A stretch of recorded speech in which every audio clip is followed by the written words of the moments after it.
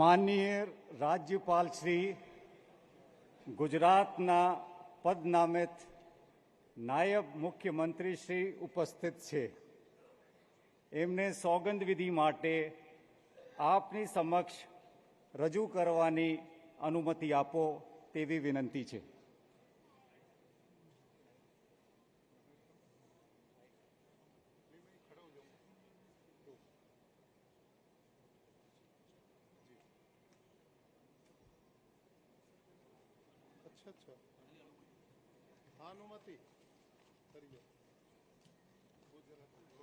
શ્રી હર્ષ રમેશ કુમાર સંઘવી.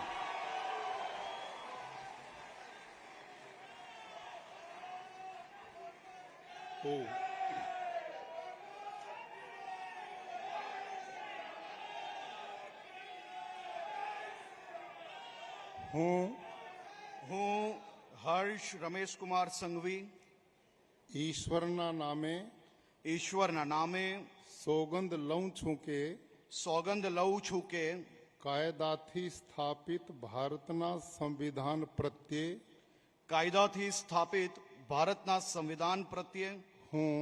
હું સાચી શ્રદ્ધા અને નિષ્ઠા ધરાવીશ. હું ભારતના સાર્વભૌમત્વનું અને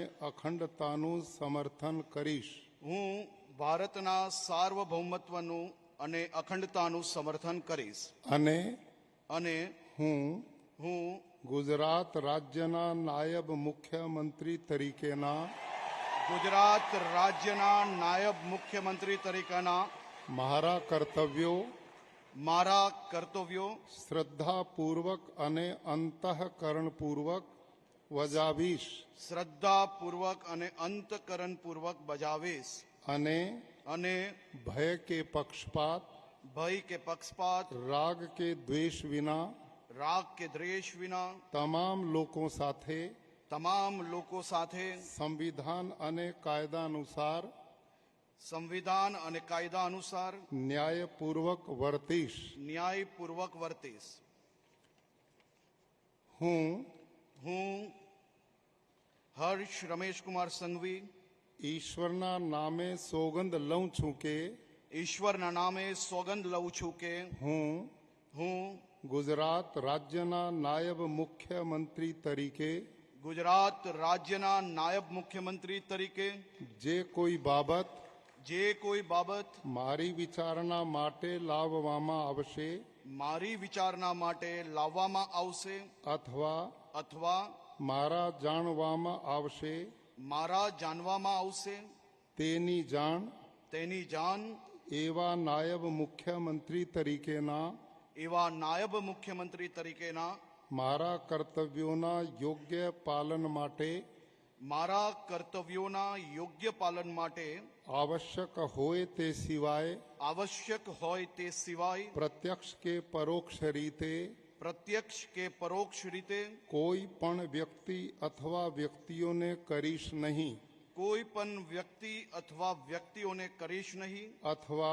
અથવા તેની કે તેમની આગળ તેને પ્રગટ કરીશ નહીં.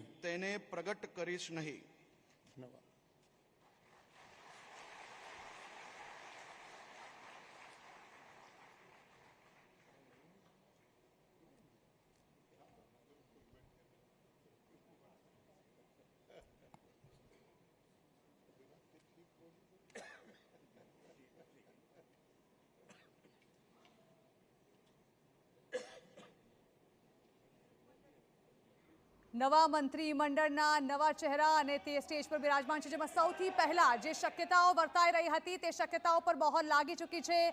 હવે નવા નાયબ મુખ્યમંત્રી તરીકે હર્ષ સંઘવીના નામની જાહેરાત કરવામાં આવી અને સાથે જ તેઓએ શપથ ગ્રહણ કરી લીધા છે.